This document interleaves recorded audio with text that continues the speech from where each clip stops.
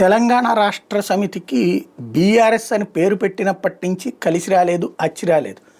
Party స్థానిక ఎన్నికల దగ్గర నుంచి అసెంబ్లీ దగ్గర నుంచి పార్లమెంట్ దాకా ఓడిపోతానే వచ్చింది. సరే, ఇప్పుడు మళ్ళీ పుంజుకుందాం అనుకుంటున్నటువంటి వేళ సొంత ఇంట్లోనే కుంపట పెట్టింది ఒకవైపున కుమార్తె. కవితని మొన్న ఎట్టకేలకు పార్టీ నుంచి సస్పెండ్ చేశారు, బహిష్కరించలేదు.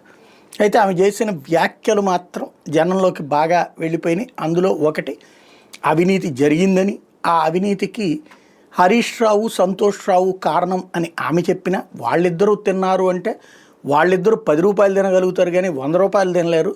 ఓవరాల్గా కేసీఆరే తిన్నాడనేది పరోక్షంగా సర్టిఫికెట్ ఇచ్చినట్టయింది.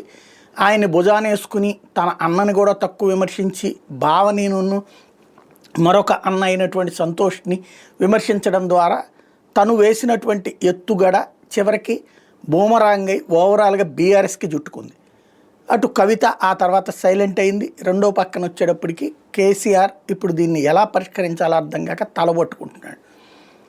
కేసీఆర్ దగ్గరికి తాజాగా ఏదైతే ఈ విమర్శల టైంలో లండన్లో ఉన్నటువంటి హరీష్ రావు అక్కడేమీ వ్యాఖ్యానించలేదు. వచ్చాక ఇక్కడ మీడియా అడిగినప్పుడు ఆవిడ విజ్ఞతకే వదిలేస్తున్నాను, ఇవన్నీ ప్రతిపక్షాలు అనేకసార్లు చేసిన విమర్శ అని మాట్లాడేసి వదిలేశారు.